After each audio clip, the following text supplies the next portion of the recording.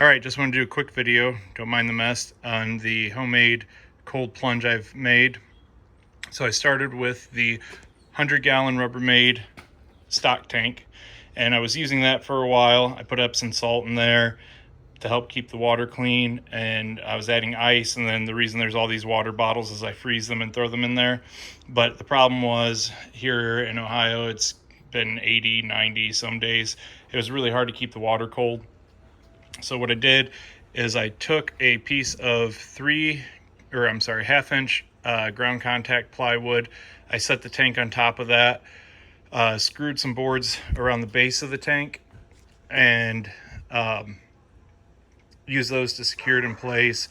I built a 2x4 frame with ground contact 2x4s, and then all the paneling you see on there is cedar.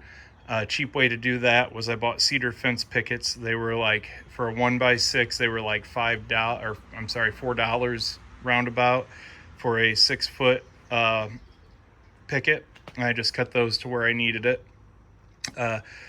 On the inside, I put spray foam and 1.5-inch thick styrofoam all around it to help insulate it. So then I was having trouble where leaving the water in there because I didn't want to keep refilling it. I started to get a little bit of algae on it, so I haven't used it in a few days since that happened. So today I bought this setup here that I put together. That is a 6-gallon a minute transfer pump I got from Menards. It's like $55. Here's the box. So the hose came with it with a little filter for the intake. That goes through the pump, and then I just used some PVC fittings. Yes, I know there's the high pressure and Schedule 40 on there. It's only like 50 PSI, I don't care. It was just whatever I was quickly able to find at the store. The Schedule 40 white pieces are perfectly fine. For the filter, to help filter it out, I bought this from Menards. It was like $16, and then for 2 filters it was $6. So I plumbed that in, and then just screwed it on there. I had to use some spacers, just some washers behind the pump to bring it out level, with the filter. Then you get your hose and it cycles back. And it seems to be working great. It cleared up the water. I did just refill it, but the water was still kind of dirty. So yeah, the stock tank was about 100 for the styrofoam, spray foam, 2x4s, plywood, which I have left over.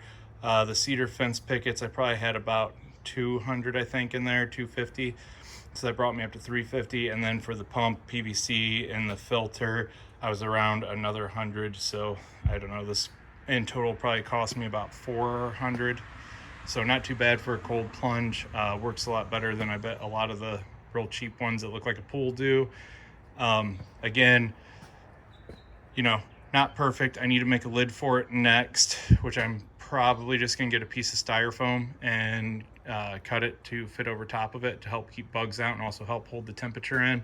And I still am having to use ice bottles or ice to keep it cool, but it is with the ice bottles, which I usually throw about 8 20-ounce bottles that are frozen in there, and two 1-gallon jugs.